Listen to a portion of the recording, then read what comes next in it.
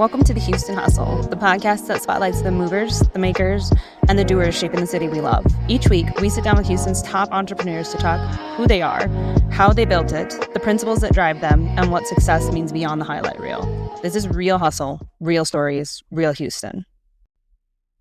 Welcome to the Houston Hustle. I'm Dr. Paige Ward. And I'm Dr. Charlie Ward. And today we have our guest, Sammy Mongonia, owner of Sammy's Muay Thai. Yes, I am. Okay, so tell us a little bit about yourself. I been doing Muay Thai for about 20 years. Actually, this year is going to be the year that I've actually in my life. I'll be 40 this year, so this will be a year that I actually done Muay Thai longer in my life than I've done without Muay Thai. So that's cool. That's a big milestone. It is. That's cool. I don't know if that's good or bad. What got you into Muay Thai? To be honest with you, my dad passed away. My parents were missionaries when I was younger. So between 1 and 3, I grew up in Thailand. So there was a lot of Thai culture in my life growing up. Parents came back and there was always that dream to go back. And then that was one of those things where it just never happened. But later on, when my dad passed away, it was one of those deals where the Thai culture had been tied up in my family, and my brother started doing Muay Thai. So then that was something for us to like basically hang out with and to do. And then never really planned on really competing. Then I fought once and told myself I'd never do it again. And then that was 60. Wait, so why did you tell yourself you'd never do it again? If you've ever fought, is the worst feeling ever. Like literally went up in the, went in the bathroom, threw up everywhere. Like your emotions. It's like your Eminem song. Everything just like, yeah. And then I just fought more after that. Yeah. This is like a stress response, basically. That's freaking, I mean, your whole body, your mind, your body, everything's in that ring. Everything. Well, at least it should. If you're going to win, everything should be in there. If it's not, that's how you lose, basically. Yeah. Absolutely. And you just decided to keep doing it, though. Yeah, I guess so. No? Yeah, I did. You liked it? Okay, so for the listeners, not everyone knows what Muay Thai is. Mm-hmm. So what is it? It is the art of 8 limbs. Some people wonder what that is. Most people do Muay Thai, and some don't even know what that is. But it's a martial art that we use. It's a very hard impact martial art. So about that, you have some other types of martial arts that are like a softer, more gentle martial art, more of the chi kind of style stuff. I feel like personally, and correct me wrong on this, people, but it is more of the caveman style. And what that is, like, it's punch, kick, and elbow. So art 8 limbs is going to be 1, 2, 3, 4, 5, 6, 7, and 8. So we use all those in the game that we play. It's probably one of the more brutal sports out there, but the key word there is sport. Yeah. So some people want to, shoot what you did. It's not that serious, bro. I mean, you need to be able to flip that switch on, do what you need to do in there, and then flip it right back off too as well. So absolutely, very cool. So it's not a type of noodle, though, right? It is not. It is not a type of noodle. Okay, so was business owning always the goal? No. My parents are entrepreneurs, and so I did not. I never went without. Okay, mm-hmm. But looking back, I went without on certain things, but that's fine. Made me who I am today. But my parents were entrepreneurs, and I kind of went without a lot of things. And I promised myself when I got older that I'd work a full-time job, and I would do that job so that I could provide for my family. And that's it. End of story. I think a lot of kids these days think that they're gonna find this dream job and they're going to do this and they're going to love what they do. And like, even right now, I do Muay Thai and that's what my life's been really revolved around. And even there's certain days I'm like, man, I don't want to do this. Everyone's going to do that because it's your job, you know what I mean? So, but I had the mindset because I wasn't educated, that you do a job that you hate so that you can do the things that you love. And I think a lot of kids really miss out on that. I'm not saying that that's got to be you, but sometimes it's got to be that. But we're in America. Everything's going to cost you time and money. Yep. It's whether it's going to be education, it'll cost you time and money. Okay. Or, if you get under someone like I did and kind of learn like hydraulics and things like that, it's going to cost you time. You know what I mean? So, and you may not get the money that you're wanting or feel like you deserve, but at the same time, like I was trying to just pay my bills and then fight afterwards. That was really my goal for the rest of my life, basically. Yeah. Very cool. So what made you decide to go into this then? Because you said you were like, I'm just going to get a job and do this. Yes. So depression. Really? Yep. Like I said, all my stuff was in one tank, and my dad was, my dad would work, and then be on the couch for 2-3 days. I never understood that growing up. And I would be like, why is he like that? And as I got older, it's genetically in us. You can try to avoid certain things, and you guys have kids and you see stuff, you're like, God, and or you did something and you're like, my parents, That's just like my dad. yeah. So and as I got older, I would go, and I would just I would call in sick that day, and I would just lay there in bed. And one day I was like, oh. And my dad, and that's a whole nother one we can actually come back to. It's gonna be a long story, but my dad was either killed by the mafia or he was or he OD'd. So that's a whole nother story. Yeah, so I've never talked about that story to you. So but like I said, it was depression. COVID was in the house. Okay. It was 2020 when we moved on this side of town. I was teaching downtown at another place, working full time at another place. My daughter lived in Tomball. So I'm driving 3 hours a day trying to make things work. And then at that point I was like, I can't fight anymore. So I just kind of started teaching one time there. And so we have a garage, and it had mats in there. And so, me and my wife train. So like, whether it's we're training other people or we're training each other, that's what we do, So we're training, and next thing you know, I got 10 people in my garage. And I was like, all right. And and everyone was like, you need to open your own place. And then a lot of people found out we were in the area. So they started contacting me. Hey, you want to teach at my gym? And I was at the same gym for 15 years. So it's one of those deals where I didn't really want to like break away from them and that relationship we had. But at the same time, I can't feed my family doing that. Absolutely. So, working under someone else anyways. COVID got in the house.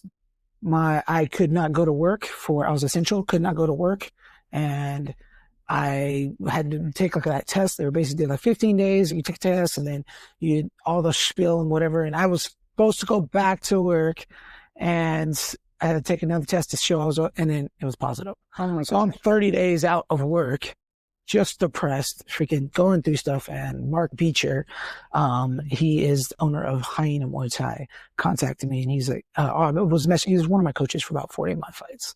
And he was like, hey man, I was like, I just texted him. I was like, and everyone's got to have that one person. If you don't, it's kind of a bad place to be. And I really don't, because I am like more of a leader, and I do keep to myself. Mm-hmm. But you do got to have that one person. I was like, I just texted him. I was like, bro, I'm not doing good. And he was like, what's up? I was like, man, I'm going through it right now.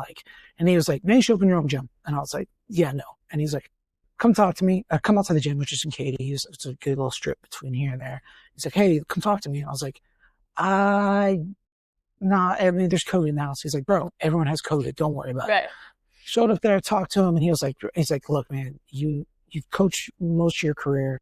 You have the fighting experience. He's like, all these Joe Schmoes out here opening gyms and doing all this stuff, feeding their families, and they haven't even put the time and the effort in that you have. Yeah. Whether have been building it for that or not, like, you can't tell you anything. Like, you've fought, but you don't have to be a great fighter to be a good coach. Right. Or you don't have to be and you can just be a good coach without being a good fighter. Some people break it down differently in their head. You can tell someone what to do, but not be able to acclimate it in the ring. Very two different things. So he was like, you've done both, and you've done well for yourself. He's like, and your wife and everyone else. Like, he's like, open your own gym. So I'm like, I was on my way home, freaking found me an app. I came home to my wife and I was like, hey babe, Mark said I should open my gym. She was like, no. and she worked full time, her job for another, she was there for 17 years. Oh, wow. And I was at mine for 15, and she was like, no. And I was like, babe, I don't have an option. I was like, I either stay where I'm at and just be depressed and live this life for the rest of my life, or I do something. And I was like, babe, the one thing you do know about me is I will outwork anyone at any time, at any place. You know that, babe. And I do not fail when I put my heart to it. She was like, I know that. And she was like, if that's what you want to do, then do it. She's like, I'm not going to quit my job, obviously. I was like, yeah, I know. She's a very Mexican, independent woman. And so we started going on. I got these little apps. I don't know anything about, like, I'm artsy, but like, I don't know how to like put things to Right. yeah. And then Well, I got the branding and know how I got my things in my head, but I didn't know where to like start. And I was like, I sent him like this picture of this candy skull and like, and Mark, I sent it to Mark and he's like, yeah, no. I was like, all right. So he was like, I'll put something together in that class right now. So he put something together for me and then he sent it to me and I was like, oh, so I change the color to this. And then he was like, change the color. I was like, well, move this. And then he was like, boom. And then next thing I know, I'm looking at this logo and I'm like, oh, this is happening. Like it's happening. Like right then and there, I knew it was happening.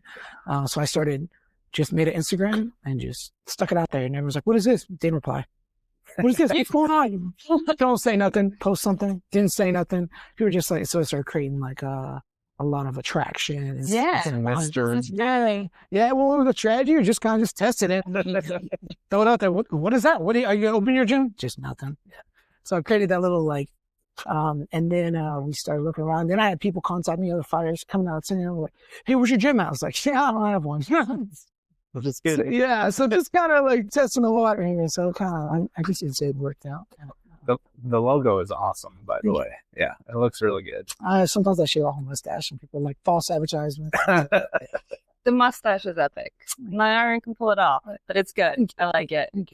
I had so many questions for you. It's really interesting how many businesses actually formed during COVID. Mm-hmm. Because I feel like the general rhetoric is like everything fell apart. But if you look at statistics, there are a lot of businesses that formed during that time. I think too, I could be completely wrong on this, but a lot of the U.S., I feel like, and I've helped run shops and do little things, okay? Mm-hmm. A lot of the places, I think in the U.S., like just history of life, mm-hmm. the history is paying someone to stand over someone to make sure they're doing their job correctly. Right. And a lot of the outside, like, different countries in Europe and stuff like that, they're okay with, getting longer lunch breaks. They're okay mm-hmm. with knowing as long as you get your job done, that's all that matters. Because really at the end of the day, that's all that matters. Really matters, yeah. And if you have a happy employee, they're going to go the extension of getting things done, So I feel like they did cut out a lot of people working from home. Mm-hmm. Like, oh, I don't have to pay rent anymore. Yes. Or I don't have to pay someone to stand over you, or those types mm-hmm. of things. So I think it really opened a lot of the U.S.'s eyes in a lot of places because we have 11 a.m. class. That's not a thing when I was coming up. Oh, no. And to have 40 people in an 11 a.m. class is not a thing. Right. But now because of COVID and all that stuff, people working from home, they're a little more freer. Maybe they got a 2-hour, 3-hour lunch break where they can kind of, these days I'm going to work out or I'm going to work a little longer these days and we're making things happen. But at the end of the day, that's really what work's about is making sure that you have things done. As people in the U.S., I didn't learn a lot while I was traveling, but they always say outside the U.S. is they work to live. And here in the States, we live to work. Exactly. Absolutely. And that's a lot of people, from other countries, they're like, oh, well, fuck, you guys have so much. Yeah, because we work a third of our life away. Yeah. And I'm not saying that's nothing wrong with it. It depends on the things you want in life. Like, do you want to freaking have nice cars and have a nice home? Or do you want a more simpler life with less things? Like, that's where you have to figure out what happiness looks like. Absolutely. And what you're working for, too. You're not sacrificing that. Yeah. The other thing I was thinking of is it's interesting whenever I talk to people whose parents were entrepreneurs and you have they either seem to go one of two mindsets. They're like, this is what I want to do, or they're like, absolutely not. Yeah. And it seems like that was your initial thought process. You were like, no, I'm not going to do that. I'm going to have a solid job and all of that. Mm-hmm. And then of course we have this mind change now where we're own our own business. Do you feel like you have any lingering mindset or headspace stuff with that or no? So my whole life, mm-hmm. I've always had lower end jobs. So I remember that, not a lower end job, but I'm a blue collar. My hands are in there, I'm wrenches, I'm greased up on all day long. Okay. I have always had some other type of business. When I was little, I sold pecans. We had pear trees, pecan trees. I always had some type of little something. That little side hustle. Always something. And even when I worked full time, I had plasti dip was a popular thing. And I was plasti dipping cars I'm not a mechanic, but I have a 1960 F100 with 390 big block in it. I also have a 1954 with a 312 in it. So I do almost all of my own stuff. So I would do little side jobs. I would have people meet us at my gym, plasti dip someone's wheels and their emblems, then go back in there and train and go to, and hit pads. I'd earn 80, 50, 60, $100 for a little deal, make a little side money. And then that's how I pay my bills. But I literally could not pay my bills by just doing what I did. So I always had something always just kind of not swindling people, but I would, you always had the entrepreneurial spirit. Yes. And but I had a backup. So well, I would always just kind of put that aside. And if I wanted parts on a car, or I wanted something more, or my kids wanted something, I had have a little something saved up. You know? That is so cool. So that never went away. It never went away. I worked a full-time job. Absolutely. So, go ahead. The gym started pretty small, like 10 people in your garage. How's it grown? What's it like for you these days? I'm losing my mind. No, it's definitely not what I expected it to be. Whatever that is, like a lot of people are like, "Oh man, your first year, like how's that? You trying to make even now?" I'm like, we were on a 2-year plan. Okay, I pulled a loan out for my. We were on a 2-year plan. Pulled out a loan for my 401k. Because we had some other stuff going on that I need to pay for, and pulled that at the same time. And my biggest deal is a lot of fighters don't have credit. They don't have a 401k. They don't have things to pull and things like that. My entire life, I started to build my credit when I was 17 years old, because my whole life, and it's funny because I literally just thought about this a few months ago. My whole life, I've literally worked as hard as I can so that I don't have to work my whole life. I like it. And I remember we were leaving church actually, and I was leaving and I was thinking to myself, and I was like, that feeling that I knew I would feel one day is like now. Starting to come. It's like now. And I was like, I never thought I'd feel that. And don't get me wrong, I work long hours. Yeah. I mean, you can text me all day long and I literally probably by the time we get done, I'll probably have 40 texts on my cell phone, and I will literally text everyone else. Everybody back. Yep. That's part of running a business, and a successful business is being personal with people. Yeah. Not everyone can do that.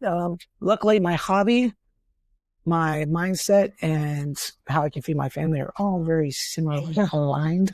The very first kind of story of when I opened up the gym, I went and, we did like we built that little up in Instagram and started following us. And I kind of did a little bit of a move that probably a little bit frowned upon. I'm going to go ahead and tell you anyways. I went and found all the gyms in the area and started following people and followed a ton of people. And people are like, who's this? Oh, okay. I don't know what's going on here. I'm going to follow back. Delete. Follow, unfollow. Yeah. Oh no. I did that. Yeah. But, we did that, and, we started having people start really kind of following, keeping up with cause my thing is I was downtown. I didn't know like everything I've ever worked for was going to follow me out here. Yeah. And then really I was trying to just do private lessons and not really try to make money off of that, or really try to like open a gym, but it started turning out into that. And then we just kind of different fighters and different stuff, and it just kind of built. But we've went from the very first day we opened, I literally had 40 papers, and I was like, I just flash dropped it. I was like, hey, we're open today in this hours. The first 40 papers, whether you've had a membership for 1 year or you've had it for the next 10 years, it's going to be $100. I needed that 40 people to be able to pay those bills and to make sure that everything was taken care of. The very first day we opened, I walked in, I opened opened up the door, and I hear doo doo doo doo, all like parking lots full, and people I turn around, I just look, and people are just walking in. They didn't want nothing sold to them. They just wanted a paper, and they wanted that first sign up. We've been opening up for 5 years, and we have still some people that are still signed up from that. Some of those guys are even teaching in my gym now. Okay. So those guys walked in, handed all the papers, walked in the bathroom, and literally looked at a mirror and just like, oh, this is happening. Started crying right there. I was like, oh, this is actually happening. Oh, this was so cool. And then after, I was on a 2-year plan. I was telling you that earlier. Yeah. A 2-year plan to make it happen. We did it in 2 months. And it was that was at the time where I was like, okay, am I going to still try to work this job, or really do I need to just go after this? And I was like, so I went to my work, and I'm pretty respectful when it comes to things. I talk to them, say, I want to open a gym, these types of things. I said, look, I'll teach. I told my guys that worked under me, because there'd be times that I had to do stuff that were out of my ranking basically, but they would have to, and then they want to do mine. That's why I'm like, this is what I'm going to tell everyone. Okay. Do my job till it's yours. Just like I'm going to do my boss's job till it's mine. And so I was like, so I had no problem teaching them what I did. Right. Not to make my life simpler, but things need to get done. Okay? Yeah. When they look at the numbers at the end of the month. And so look, I was teaching those guys. And then one day I was just, I went and talked to my boss and he was like, I was like, I'll either two things. Okay. Either A, I'll stay here as long as you want me to be. I will teach these guys, stay on payroll. I have to be off at these certain times to be able to teach classes. But I'll be text away, call away if they need anything. And I was like, and I'll stay here as long as you want, or I can put in 2-week notice. It's up to you. I do not care which one it is. I want to focus on this, but if I can help the guys, they're feeding their families. They can't just up and leave. You know what I mean? Right. So, when I left, so I still talk to a lot of those guys actually that worked for a long time, and help them get to where they need to go. And, I left, so they get paid a little bit more, all those types of things. Like, hey, ask them for a little bit more. It's just that simple, So they're all taking care of each other at that company, and I'm super proud of those guys too as well, But moving forward, we took on my wife this last year. She got a furlough. Is it furlough? No. Mm-hmm. And she came to me and was like kind of crying, and she was like, "They're letting me go." And I was like, "That's great." I was like, "Thank God." I was like, I literally was at a point where I was like, I have to bring someone in. Yeah. And I would not want to bring anyone because A, she knows the sport. Yeah. She knows how to talk to people. She knows she's very upfront. Like she's probably more upfront than me, to be honest with you. But because I'll sugarcoat some things. She's like, no, it's not. So she's definitely a good backbone for me for sure. But we got to take her on full time, and it's been amazing. My daughter works for us now. Oh my gosh. She teaches for the kids class. She's 12. So we go from 5 to 11 in the kids class. And then after 12, they kind of jump into my class. Yeah. So I was like, hey, babe, on her birthday, we took her down, got her first little bank account, got her a little card, and was like, you can come in and do class. You don't know anything about anything. Okay. And I tell my coaches this all day long. Yeah. Like, you need to constantly be growing. If you're not growing, you're going to die. It's that simple. I love it. In life. Yeah. And same thing for businesses. You're not going to sit there one day and be like, oh, my business is this. And all of a sudden you wake up and everything's gone. You got to constantly, and then we can talk about too, moving to a bigger location. We had a small location. Mm-hmm. Now it's double the size. We need a bigger one now. But I'm not going to because I'm losing mine now. But I got the little entrepreneur, my daughter. She gets a little check. She gets a cash a little check. She has her little bank account. And I told her, I said, baby, you're 12 years old. I'm never going to tell you this again. Okay. Save your money and spend mommy and daddy's. Never again will I say that. Okay. So she's definitely took advantage of that and stacking her little paycheck. So it's cool to kind of see the kids being able to go into that, shaking all the pads and do stuff like that. So it's kind of cool. That's really cool. I love that. I also like your idea on growth too, because I fully agree with you. You don't want to be the same person like you were a year ago or even a month ago. I feel like it should be constantly elevating and changing. Otherwise, you get comfortable and then things go. Yeah. Okay. Yep. 100%. Yep. Did you have a question? Okay. So I have a question for you. What was a moment for you in your business that made it feel like it was all worth it?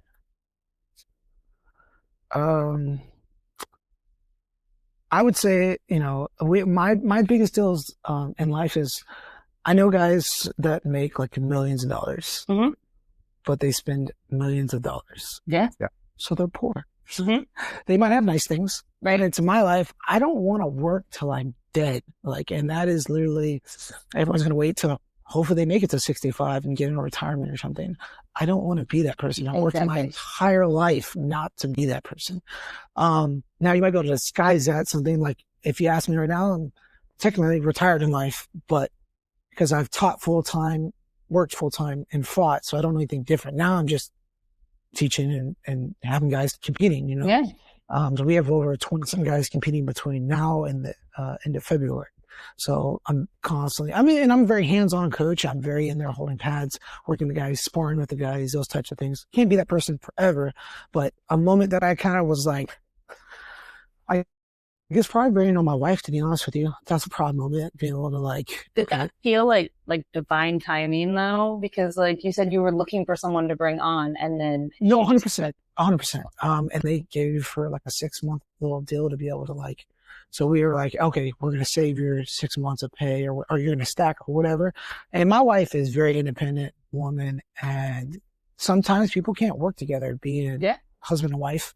Don't get mad at me. I'm going to literally sit down. And the one thing about working together was she's an independent woman. Yeah. She's worked at a job for 17 years. And when I quit my job, I was like, God, time. When she had to quit hers, it was like, she was like mourning.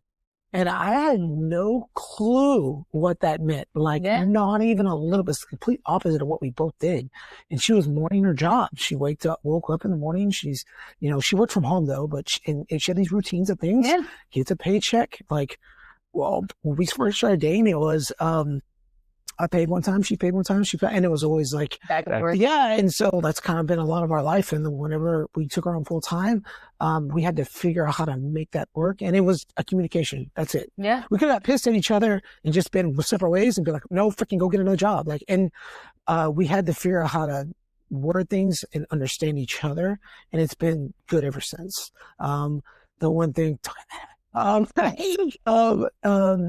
we sit down and she started working for the business and there was a little bit of a like chip on her shoulder of like, oh, I'm working for you. Yeah. Like a pride thing. Yeah. A little bit. Mm-hmm. And then I was sitting there, we were talking and I was like, all right, babe. Like, and it wasn't that we were having an attitude with each other, but it was just me personally, I'm a very like, make things happen. Don't wait later on. If this is here, this is broke, fix it now. Like, stop what you're doing, fix what it is, and then you have to deal with it later. So it doesn't all the way go through. Right. It's been years of just working jobs with mechanical stuff. You don't fix it now, it's going to break something down the line, So I'm always like, and so it's a little bit different mindset. Men's mindset and women's are kind of a little bit different sometimes. Mm-hmm. Guys are very much like, if it's broke, fix it. Mm-hmm. Girls are, okay, how can we fix it? Should we do it this way? Should it be better to... More analytical. Yeah. And like us, we don't care. We're just getting a wrench and it might just put a Band-Aid on something. But we're making it happen. So we had to sit down and it was, I don't know if it was, my mindset, God, I don't know. But it just came to me right then and there. I was like, babe, I don't care which one you do.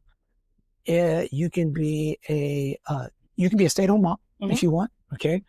But you're going to have on my bank account. That means if you need to spend something, you need to ask me when, how, where. Okay? I knew that wasn't an option for her. Or you go get a job, and so you can be your independent woman, or we're going to cut you a paycheck, just like everyone else. Okay? And you just work what you need to be doing. It's just that simple. I was like, so either A, go get your own job, B, you stay at home mom, or you get a paycheck. It's just that simple. And she was like, it would be dumb if I went and worked somewhere else. I was like, hey, okay. She's like, no, it would. And like, we still occasionally like, but she's finding her place in there. But to me, mourning her job, I was like, I don't understand. It's hard for you to relate to. Yeah, not at all. I don't even get it. But like, for her, I had to step back as a man and like step back and be like, okay, she needs a little bit of time to acclimate to these things. Absolutely. So it was a growing point for both of us. And me and my wife, she's very good about, if we have a conversation and it's like, this is not uplifting to me or her or the family or the gym, it doesn't need to be done. Yeah. So it's simple, thank God she's not a person that's going to ride that crap to the ground. Like she's going to literally like, okay, I'm writing this, or you're writing this, or I'm writing this, let's make it work together. You know what I mean? Yeah. So she's been good about that. We're still growing as a business. That's awesome. I never really wanted to have people under me, but now I got guys that work for me full time, supporting their families, things like that. And my coaches are, they don't have a lot of experience like in the fighting world, but they have my experience. Yeah. And so I tell them, I teach them a certain way and I let them figure things out. Like it's this way. He said, why I do things, I teach them two aspects. I've either hit you with it, or I've been hit with it, but I know they both work. Very, very cool. What was a moment that you felt like was, because, like you created this Instagram page, just got a lot of followers and all these things and people see all the highlight reels, but what was a moment in business where you were like, had a stressful moment or was hard and people don't know?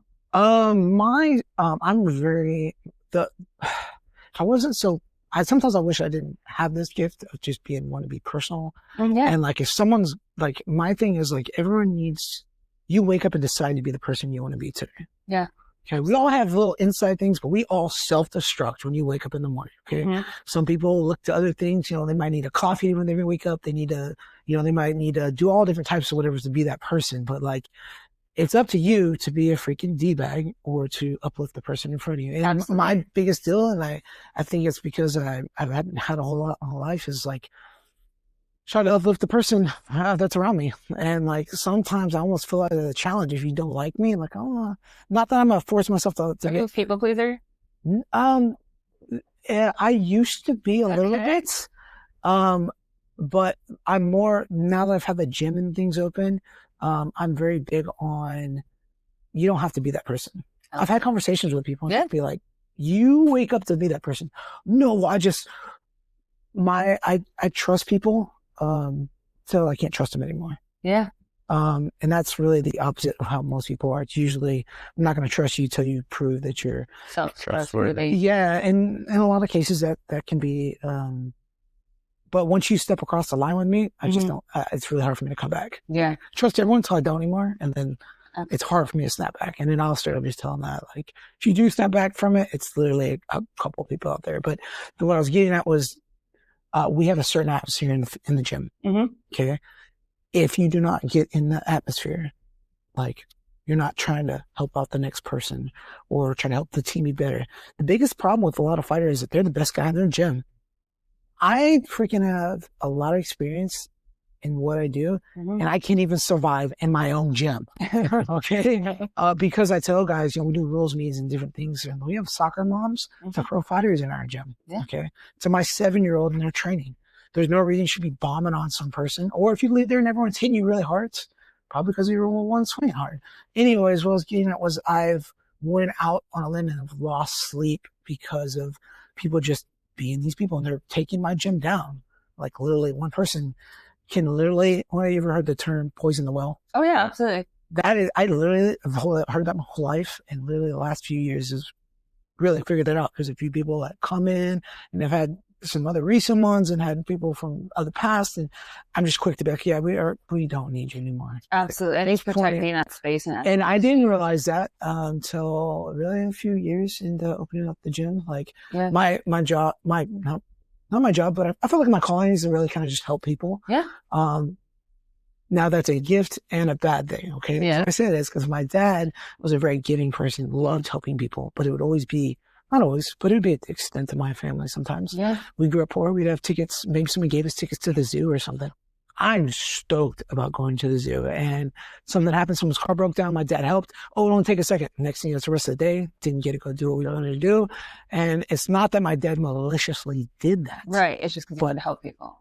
But we paid for it. So now there's times where I'm like, I'm either I'm going to be doing privates or making money for my family. Yeah. Or I'm going to be working out. If it's going to pull me away from my family, I need to be feeding my family. Yeah. Or helping my business grow or something of that nature. I am blessed though, because my kids are in the gym. My wife is in the gym, so there's not a big separation. Right. You guys are around each other. And this happens, that's the hard part for me sometimes, is like letting people go. Yeah. No, I think in the beginning, whenever you open a business, there's like that, like, I need to make money. I need to make the bottom line. So you're just like, everybody's welcome. Right. But I do think, especially as you grow as a person and as a business, protecting your energy is a big thing. Like at our office, we do like shift huddles, and we are always asking, like, what's your energy level on a scale of 1 to 10? Because we do believe, you want to bring that positivity no matter what your stuff is going on in your personal life. You have to uplift others. You have to be there and bring that, because you attract the energy you put out. But also, I think it's so important to protect that space. So if somebody is like low vibe and bringing you down, just wanting to soak in the suffering, it is okay to cut that bond and be like, hey, this isn't worth my energy. It's not worth my time and what it does to this whole environment. Yep. So no, I've never had anyone ever say that to me. And that is something I've learned over the years. Yeah. Like, it has to be, and I'll bounce it off of my wife. I'll be like, hey, how do you feel about, she's like, and you can ask her, she was talking about some, a situation before, and she was like, yeah, when he's done, he's done. Like, she was talking to someone like, when he's done, it's over. Like, it's hard to come back from that. You can, but like, I'm not going to freaking put my arms out for you at all. Right. And I know it sounds horrible, but like I could either be helping and the problem is if I'm helping a person that can't help themselves, Right. all these other people that want to be helped, I start concentrating here when I really should be here. Absolutely. And we've had tournaments and stuff where we've had 50 plus people fight. I cannot. Lot. And we're half the freaking little tournament. Yeah. So if you two don't like each other and you are going to have to warm up her and y'all don't like each other, guess what? I'm not going to stop what I'm doing to warm you guys up because you don't like each other. Right. That's on you.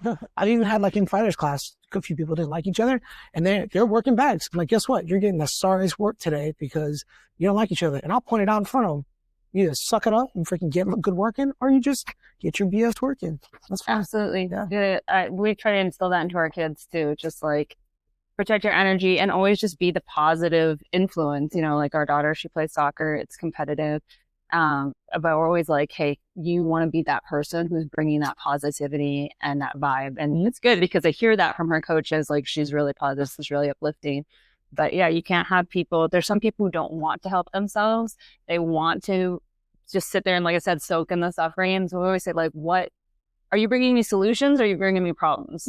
Because if you're only talking about your problems, that's not going to help because everybody's got problems and we can always have a contest for who has the worst life because we all have stuff. But like, bring me the solutions. And that's definitely a better vibe. No, I 100%, like 110% agree with that. I feel like if you're striving to kind of better yourself every day, you kind of lose that old person in the past if that's the case. And don't get me wrong, everyone's got stuff they're going through. Oh, absolutely. We just sit there, but it's up to you to pick up that baggage and try to be the next person that you want to be. And you may not be able to do it for yourself. But if you got kids, and you can't do it for your kids, like I don't understand that. I do not understand that at all. I think that having kids fundamentally changes you and you realize like, hey, these are why I have to grow. I cannot continue because you will see those behaviors, even your poor behaviors reflected back in your children. So you're like constantly working on yourself for them as well as for yourself and others, right? So I 100% agree with you. We have a men's group that our gym that we do is called Punch Out. And is when we call it Punch Out for two reasons. It's a clock out. So you punch out of life, and then we punch each other. But some of the guys train, some guys don't. Some guys are from other gyms, some guys don't have memberships. But we come in, we got anywhere between 15 to 30 guys sometimes in the ring, sit down, turn a light, do a verse for the week, and then we just kind of sit and talk. Some people are just going through stuff, and you never know. People go through the entire day and they may not have a friend to talk to and they just need to spit something out, or they need someone that's not their wife, not their kids, not something that they could just, and not only just get not my feelings, but get like, anywhere from 18-year-olds that just kind of started to guys in their 50s that have, been married, divorced, started life 3 times, Right. You got an 18-year-old that comes in and is like, man, life's hard. I was like, you have kids? I don't have time for anything. Do you have kids? You have time. You realize how much time you have until you have kids. Yeah. But what I was getting at was I'll tell the guys this, and this has been an epiphany for myself is, the biggest thing of what people do in the U.S. is, and really just in the world is they tell their kids not to do something, but then they do their own. And my biggest thing and you guys have a little boy and a little girl. And I literally look at my kids, and this is why I'm so hard on myself, is I'm hard on myself, okay? Is I literally tell my guys this.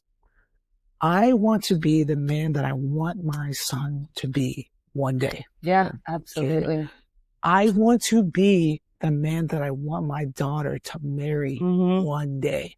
If I'm that person, I'll always be able to say something to her, and she'll know the difference between what is right and what is wrong. Okay. Same thing for my son. Yeah. I've been in camp and he's been in camp, and we were in camp literally at the same time for a fight, and he's 7 years old.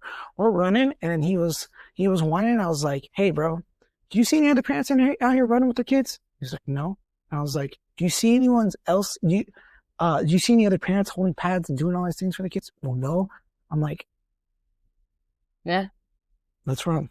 I love it. So that's one of my biggest things. Like, we're in a business. I've realized this last year I'm more of a mentor to a lot of people, even though I'd rather not be that person, but I've been called to that person. So I've really kind of stepped in those shoes the last year and just talk to people when you need to be talked to. Cause my biggest deal is like, some people, we call the gym, it's pretty much a lighthouse. So what that is, like, everyone's going through something, and like, never going to push my beliefs on people, but like, I do have my boundaries and how I am as a person. And there's a certain reason why I am that person. Yeah. And I've had other gyms contact me about, how do you go this and that? Like, I mean, it really comes down to it. Like, you're not going to understand it. Yeah. It's really like, unless you're going this path, you know what I mean? My biggest deal is like, from the ground up, we do everything that comes to the gym. We do, and I don't really talk about that too much, but I'm proud to be able to say that is like 10% that ever comes through there, it goes to like missions and other things that we do. And I don't really talk about that because people are always like, oh, well, tell me where it's none of your business. It doesn't matter. You know what I mean? So, and I think I don't believe in like having to give so that you get plus back, but I do believe in just giving. Yes, I really heard a phrase recently. I wish every time I go to tell it, I always forget the exact part of it. But really, it's just the more people you help, like the more that will come back to you. Yeah. And absolutely, and the energy you put out too. Like we were talking about, I think that probably draws people to you. You might have a spiritual gift or just like reaching out to people. But mindset is a huge thing, and I think that a lot of people miss that, and even in our culture, like we're talking about, and those things, like I hate to be like this, but I mean, we are Christians too, but like I do believe that there's just something about going out there with that positivity, and it just comes right back. And there was a story I was going with this, and I'm totally forgetting what it was, but I have noticed that like for us, working on our mindset has changed so much in our lives, and just focusing on that positive aspect and helping people and making sure that no matter where we are in our day, we are bringing that energy up and focusing on improving ourselves. I think as a business owner, you guys know, and correct me if you're wrong, but I feel like a lot of people, the more money they make, the more money they spend. And I tell my guys all the time, I'm like, yes, you want to work hard and have nice things. There's nothing wrong with that. There's nothing wrong with having your kids have nice things. Absolutely. There's nothing wrong with that. No, that's fine. This Christmas actually, and one day you'll probably see this video and be like, this dude. But my son is 7, and when I was growing up, I had, I never got a new bike till I was probably, 13, 14, 15, something like that. Maybe not even, I don't know, maybe sooner than that, but I always got hand-me-down bikes. And it was one of those, like, the bike's bigger than you got to want to get further, but make it work. But I was still having a bike. Yeah. And I bought my son this bike, and I wanted to, I actually tracked it down, had to put it together, all kinds of whatever. And I am ecstatic about giving my son this bike. Yeah. And give him this bike, and it's too big for him because you got to grow into it. And that's the way I've always thought, like, give him a little bike, then you got to grow into it. He gets on it and he starts riding, and he's like, Dad, how do I stop? I was like, I don't know, put your foot down on one side and just fall off of it. And he was like, he's like, okay, so we're riding, and this is Christmas morning. He goes, Dad, I want to go on a ride. Mom, Sissy, me, we're going to ride, and we're riding. And he flipped, like we're riding. There was like a certain spot where he couldn't, and he was like, navigate. Yeah, navigate, and like had to get off and couldn't get back on it, and it was a whole frustrating thing. My son just, this is the worst Christmas ever. And I was like, what? And he's like, freaking hollering. And I was like, this dude here. And I literally was like, all right, we're going home. I literally in that moment, but it's like, we work so hard, and our kids aren't going to really see of headache, heartache that we come through with life. And that's something that, my son's 7, and most of you guys at the gym will know my kid, and everyone thinks your kid's smart, obviously, but you sit down and have a conversation with my kid. And I think it's because he's just growing up in the gym and have a conversation with the grown adults. Yeah. I literally was like, all right, let's go. And his mom's like, no, help him back on the bike. Like, I'm not helping nothing. Matter of fact, he can stay right here. I was like, and like, I'm not losing my cool in an anger way, but I'm like, no, let's go. Like, so we get to the house, and he's like wanting to put on his, cause we had to meet up some other people, put his brand new shoes on. I was like, no. Anything you got for Christmas, it is the worst Christmas ever. Put it back until you come talk to me like a little man, like you wanted to raise your voice a second ago. That's when we can start really talking about it. As of right now, all of that stuff under the tree, that was mine. I was like, so none of it's yours anymore. So get your little raggedy shoes on and go put them back on. And so we went, and later on, and I was like, whenever you're ready to talk to me, come talk to me. If you don't want to talk to me, I do not care. Amazon returns real quick. So anyways, a little bit later on, he was like, Dad, can I talk to you? And like, remind you, it's a 7-year-old. And he's like, talking to me, and he's like, telling me, he's like, I'm sorry, you know. And I was like, hey, buddy, you got to remember, like, I'm giving you everything I never had. Yeah. Pretty much at life right now, you got 2 of everything that I never had. And I was like, and I work super hard for that. And I was like, one day you're going to have to work hard for things. It's not going to be handed to you. I was like, I'm not going to sit here and I'm never going to let you fail.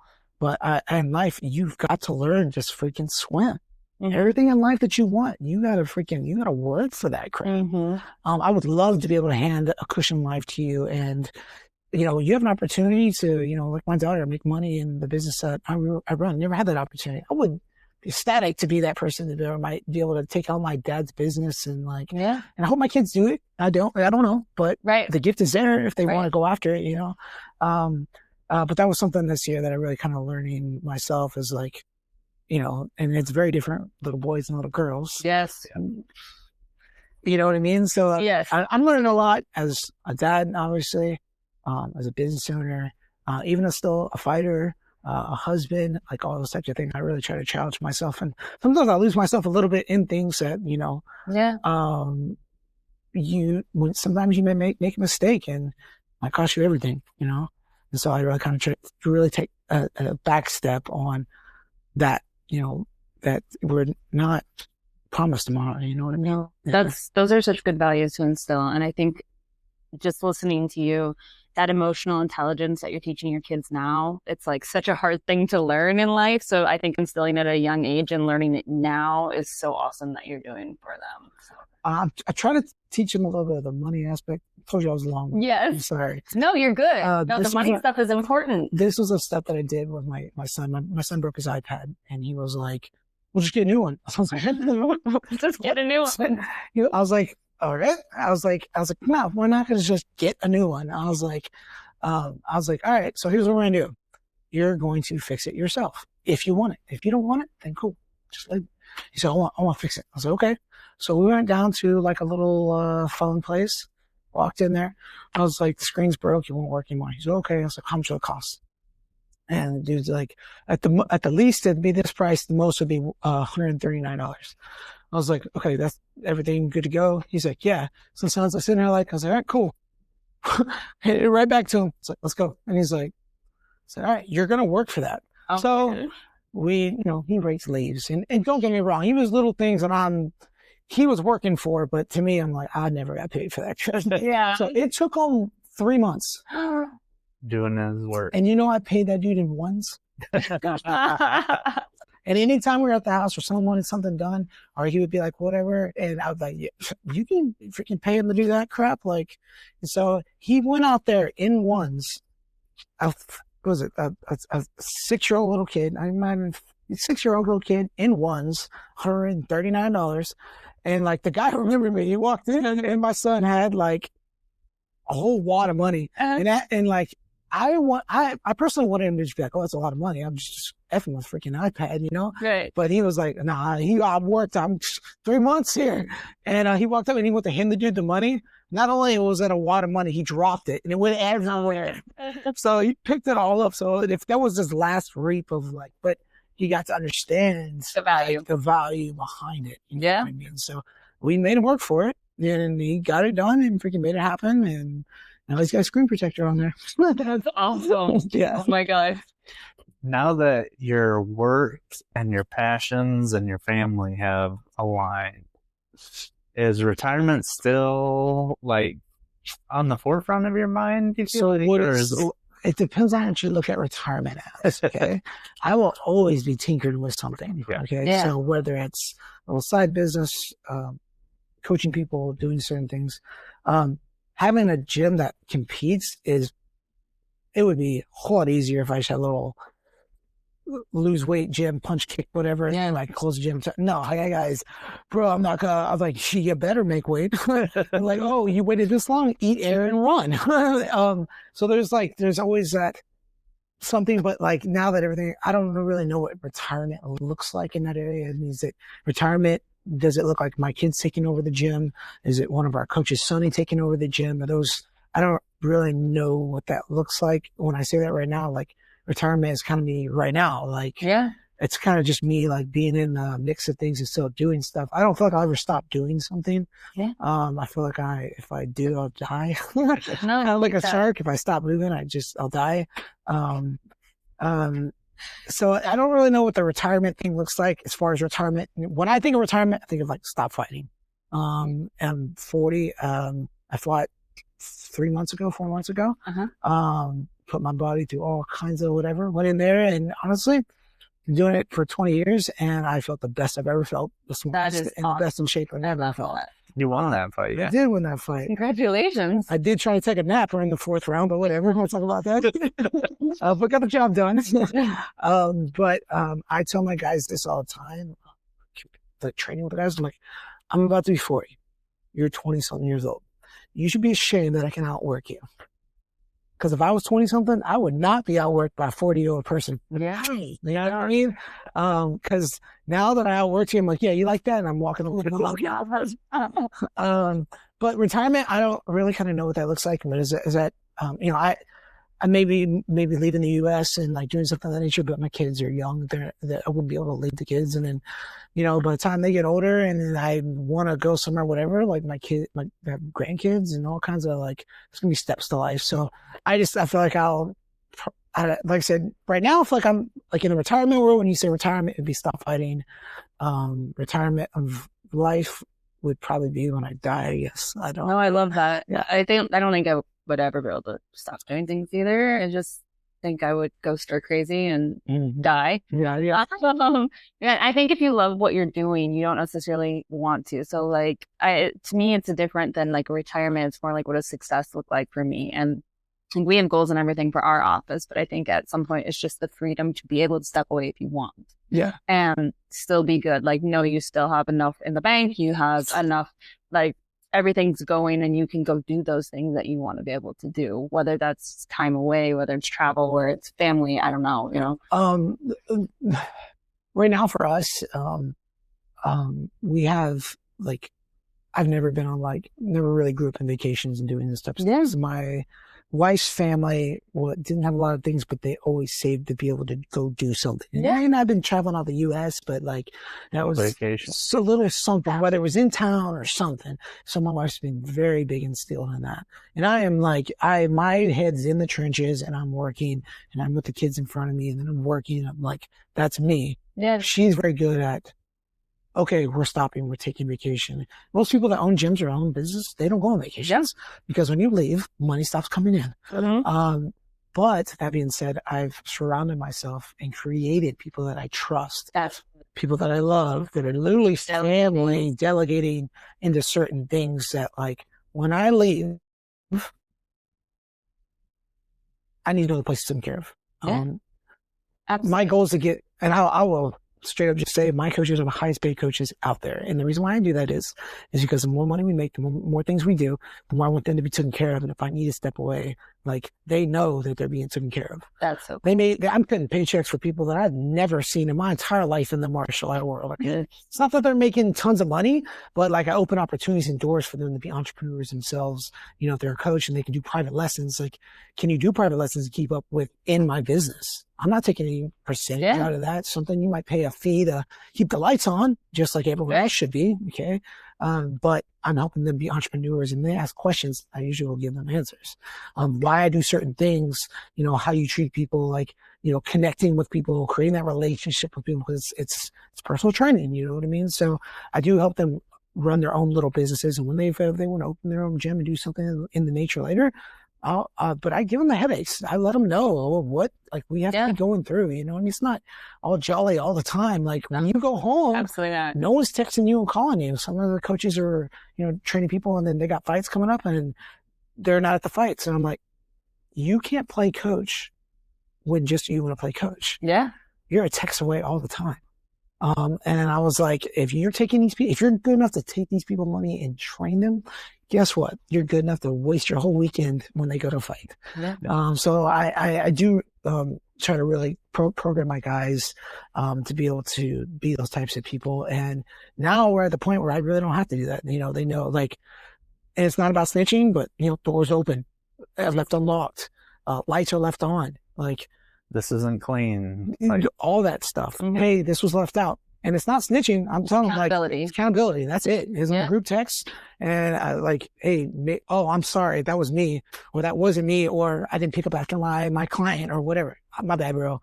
And it's like, you have to. If you don't, we definitely call it, like, it's not calling people out, it's calling them up. yeah, no, 100%. And elevate them. 100%.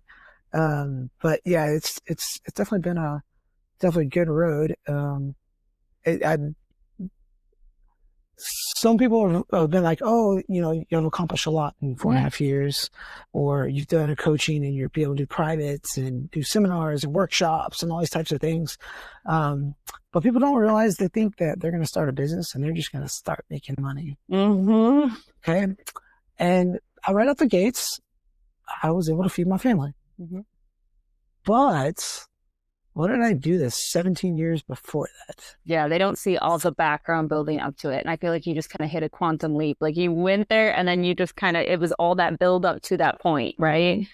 So absolutely. Yeah. And I feel like a lot of people, they think they're going to open a business and they're going to be successful. And I'm just how we got here, but, You're good. when we opened up we really grew out of our place, and luckily the place we were working with they had another martial art gym that went out of business, and they were like, hey, you should come check out this place, whatever. And I was like, okay, if the price is right, I mean, we can afford it, you know, can we make this happen? And walked in there, looked at it. I'm really good at picturing things and making things work. And my biggest thing is, I will outwork you and you. Okay. So whenever that is, if I put my hands on it, I would picture, one of my guys got me a picture of me and my son just covered in black paint. And we painted our entire gym head to toe black. And it was literally 12 hours a day. And we just spraying, and then go teach and come back and spray every day. And I did that. The gym looks amazing. Yeah. If I went back, I would probably do it, but it was a lot of work and a lot of money to just fling on the walls. Yeah. But when we opened up the new gym, we had enough members to be able to run this gym. Yeah. Okay. Never really was a goal. My goal kind of on the backside was to get my wife working full time. But whenever we opened it up, I did not need to do this. But my thing is, if I'm sitting at the house and twiddling my thumbs and I'm doing absolutely nothing, so whatever that is, you need to have a little bit of downtime. But yes. I'm not spending time with my family, and I'm not making money for my family, and I'm just sitting there watching TV, I'm not doing anything to better myself. Mm-hmm. So I went and made these little cards that were like little waiver for free class. And then I went and printed out stickers that were like some small stickers, and I stapled it to them. And I walked around, when we moved to the new location, I walked around 8 hours a day and just taped on people's, and I'm sorry if you got one in your gym, but it was in the back of the neighborhood. We had enough people, but I was like, if this does help us grow a little bit, great. If it doesn't, okay. But my mindset was, I was doing something. Absolutely. Organic marketing. Yeah. So I just went and I freaking 500 of them. Oh, God, there were so many houses in that neighborhood. But I sit there and just until I ran out more, and I got more. And I don't know if I got anything from that. Maybe we did, maybe we didn't. And it could have been a grassroots thing where like they saw it and then later it showed up. Yep. They're like, you know what? I'm going to go. Yep. Right. Yep. So those are small steps. When I open the gym, like my thing is, like, a lot of people that sit there and complain about their business not being successful, but what are you doing about it? Yeah. You know, what are you doing to change it? Yeah. And it could be as simple as, like, you know, asking someone, hey, reaching out to people that have been members before, you know, calling people, different types of stuff. Luckily, I've never had to do a whole lot of cold calls, but if you text me, I will respond to you. Yeah. Like, some people are like, oh, is this automated? No, it's me. I've even before shooting a picture of my face, like, and that's another thing too. I don't know how long I'll be able to be that person, to be very personal with everyone at all times. But I'm doing a good job right now. We got a nice chunk of people at our gym, and it does get pissed off. I've had people come in like, oh, the gym's too packed. I don't feel like I'm okay. There's plenty of other gyms out there. But there's a reason why the gym's packed. Right. It's simple. You know what I mean? It's weird. Almost like people love it here. Yeah. Yeah. Yeah, you've created a good community, and I think a lot of that reflects back from your leadership of the gym and how you run things and operate it. So. I try to work on myself as much as I can. We're all human. So there's one of those deals where we're gonna fail, but are we gonna fix the problem? We're gonna pick ourselves up and make things better, you know? Absolutely. Yeah. Absolutely. And always growing. And I love what you said. Like, there are so many people who expect to open a business and then like people are just going to love it. Like they want what I have and they're just going to show up. And that's not the case. You have to get your name out there. You have to do things. And if you do have to reach out or look at other successful businesses, success leaves clues. So like get out there, do things. And even what you were doing, like those are things that add up over time. You know, it doesn't have to be something fancy. You don't have to spend thousands on Google. You can go and do just meeting people, being out in the community. So I love it. Biggest key of, I think running a small business or, is not living outside of your means. Yeah. And like I said earlier, you know, someone, whether you make $30,000 a year or you make $1 million a year, if you spend $1 million and 1 cent, you're going backwards. You're going backwards. Yeah. So that's my biggest thought on it is like, you know, try to get your house paid off. Oh, no, you don't have to pay for a note. You know, cars paid off. You don't have to pay for a note. Mm-hmm. Those are the things that are going to be, you know, are you going to plan on having a car? Or are you going to get a new car every 5 years? Right. Or those types of things. Like us, we're very big on me and my life. We're aligned on that. Like pay things off, get them done so that, you know, and, we did some things paid off in our backfield. And this is nothing talking about people that work for us. I brought all my coaches in and I gave them raises. And I said, I'm giving you a raise, not because we're just abundantly got money flying at us. Right. Not because you're the best coaches in the world and you're doing your job. I'm going to give you a raise because we did some on the backfield of things. We've got some things paid off in different deals where it loosened up money on the business a little bit more, where I don't need to pay myself as much. So now I'm going to give it to you guys. Why? Because I want you guys to be successful. Okay. I'm not going to ask you to fill up the vending machine and do whatever and look at whatever. But if you did, it would be nice. I love that. I love that you want to elevate other people. Have you thought about having your money work for you, like diversifying your income into other investments? We do a little bit. Okay. I do have some people that do like little investments here and there. We do, when I say investments, I'm good with money, but I'm not good with like knowing. And my thing is like, if I can make, some guys will put, you know, if they can put all their money here and then they can roll the dice and maybe get it back. And if they don't, I've always been a very much like, okay, put $50 on something very safe and just stack it up. Now, investments on a lot of things like, you know, I make a lot of merchandise. Right. I like that. Spend money into merchandise, you know, and, you know, there's always like a third man kind of whatever, but there's a lot of stuff that you can find overseas and different things. And if it's a good product. And right. Like, absolutely.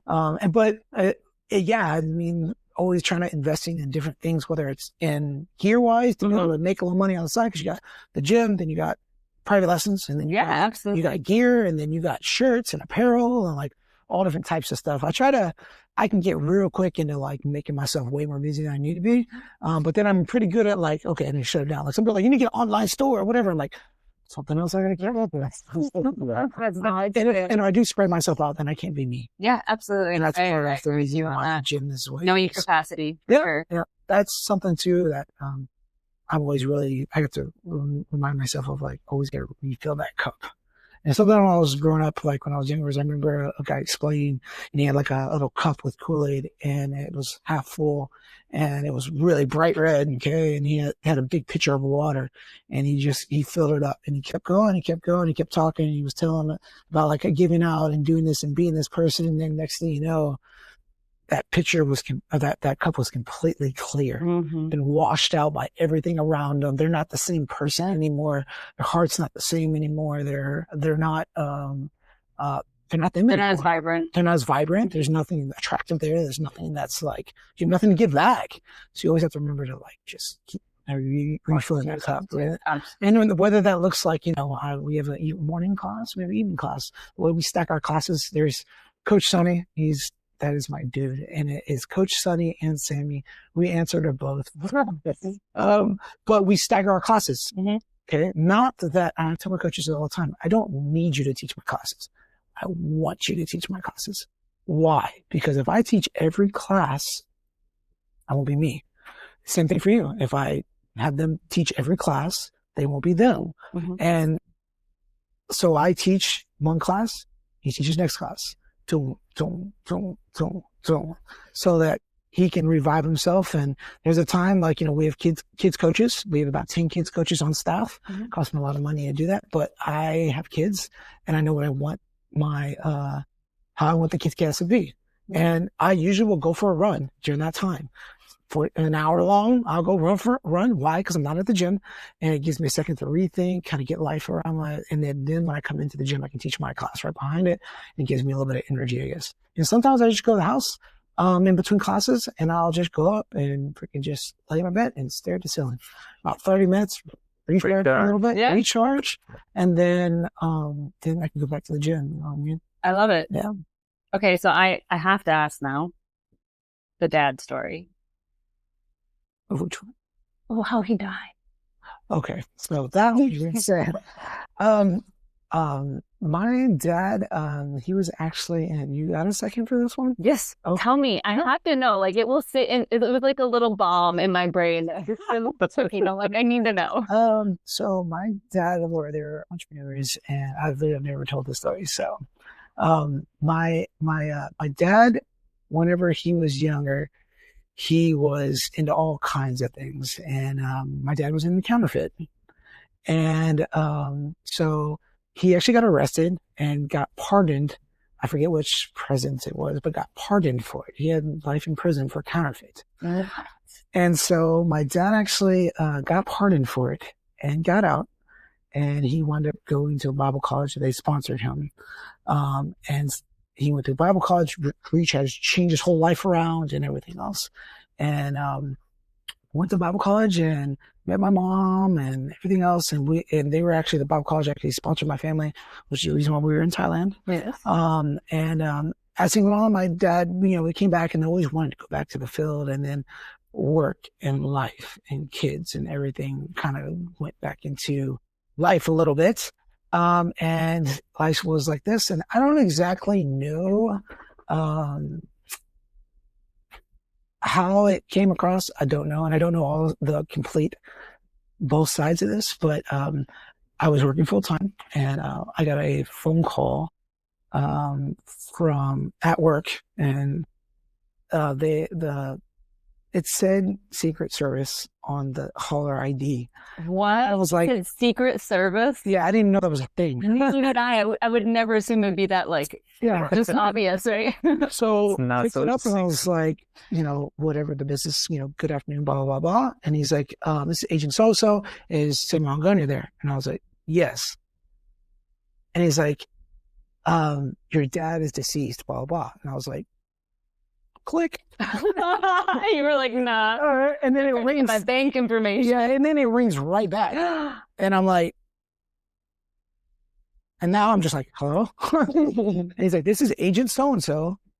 Your dad has passed or is deceased, and we need you to come home to 8911 half LC Lane, or we're going to come pick you up at 6450 Skyview Drive. And I was like, that's terrifying. Okay. And so I hung up, and the next thing my phone starts blowing up from my mom. She's calling me, and she's like, you need to come to the house. This is blah, blah. I was like, okay, so I get there, and it's, it's 15 minutes away. My brother's already there. There's 3 white, minivans blacked out. They separate us, and they were like, hey, when you talk to you guys. And then my dad is always, I don't know if you guys ever watched a movie called Big Fish. Yes, I love Big Fish. Okay, so my dad always had these crazy stories about all different types of life, and this has happened and whatever. And I'm starting to see. He's like the protagonist in Big Fish.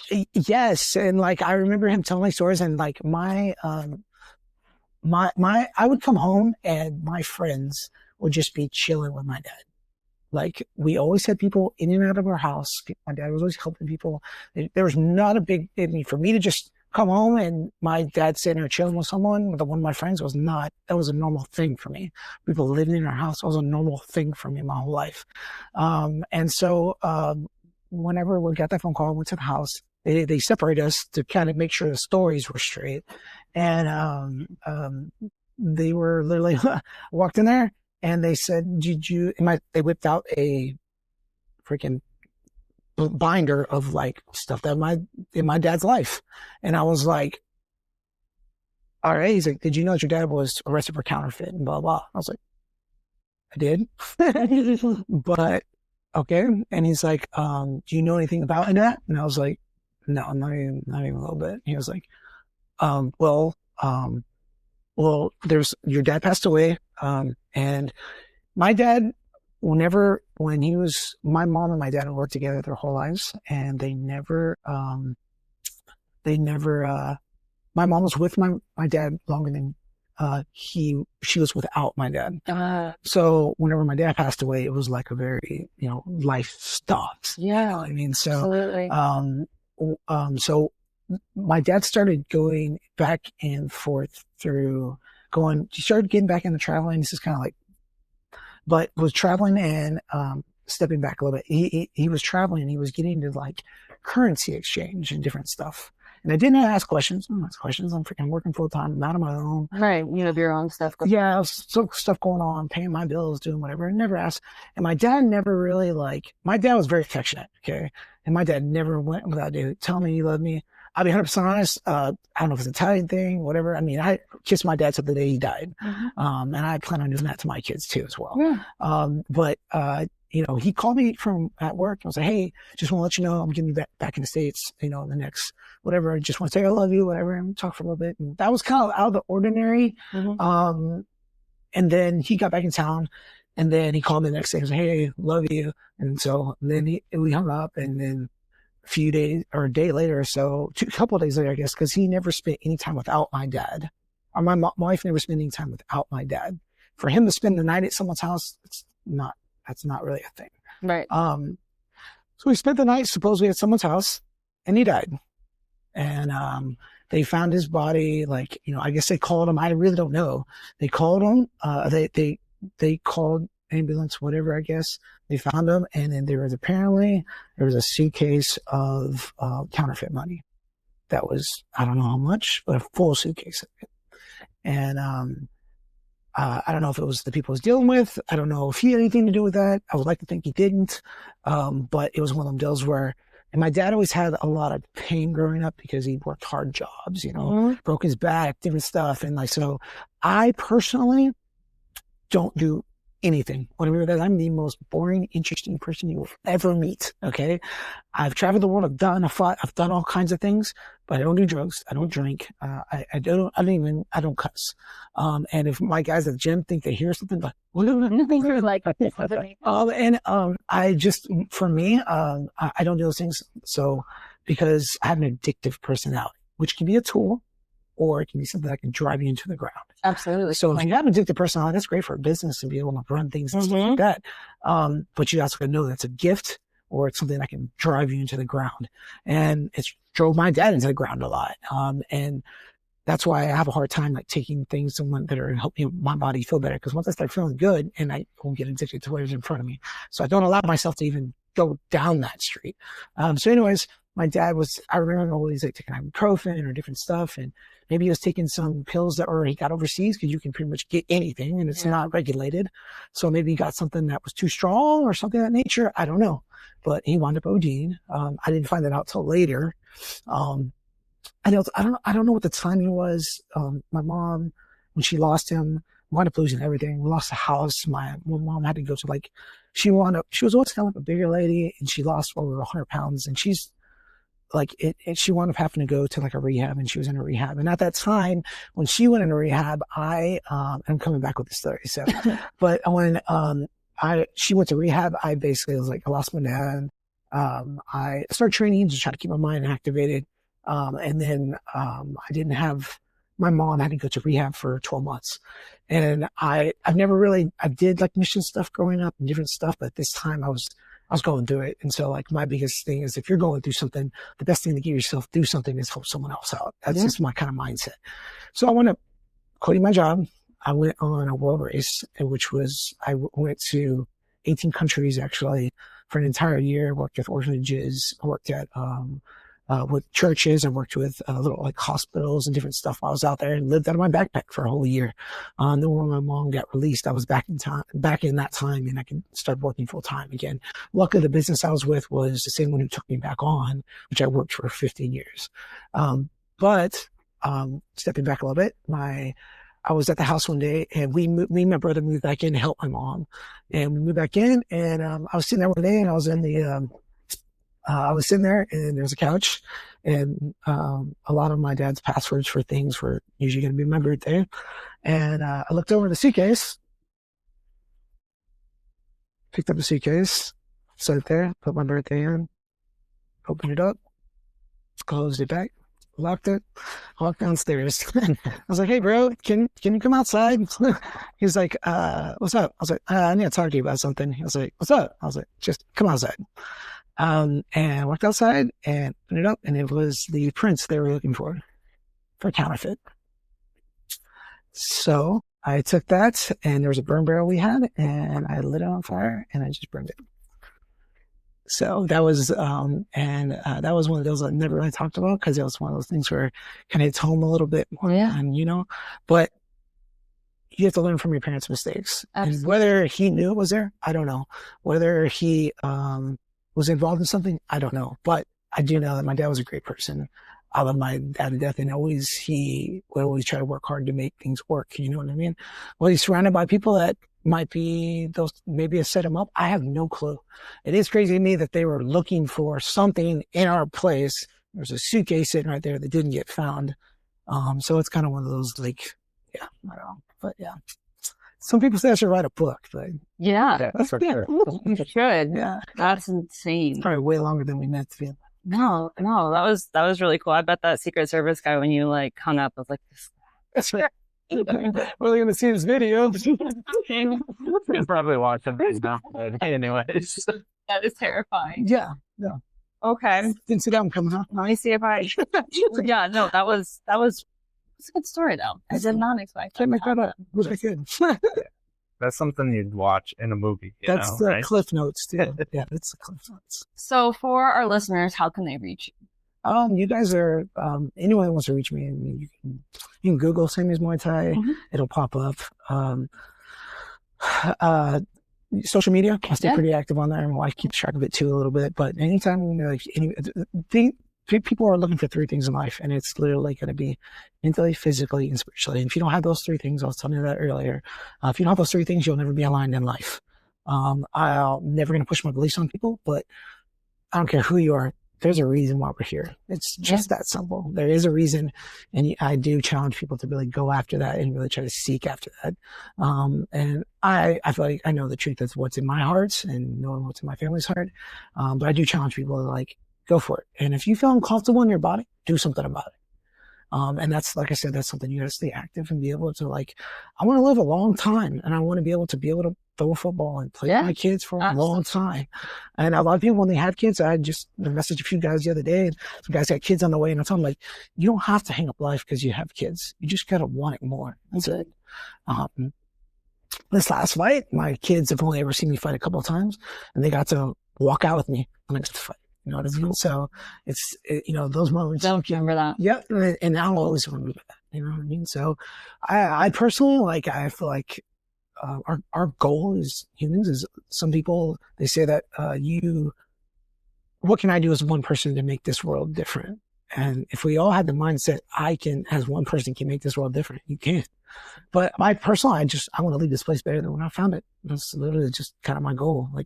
In life. Will I ever be able to do that? Maybe, maybe not. I don't know. But I know in that time and place, I'm not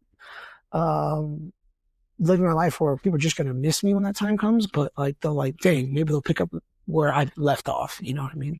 And see why I kind of do what I do. I love the legacy. That's great. All right. Well, we will link all of that stuff in the show notes too, so people can reach out to you. Thank you so much for being on our show. Yes, and I will see you guys next week. You've been listening to Houston Hustle, celebrating the entrepreneurs who are shaping our city. If you enjoyed this episode, subscribe, leave a review, and share it with someone building their own dream. Until next time, keep building, keep learning, and keep hustling.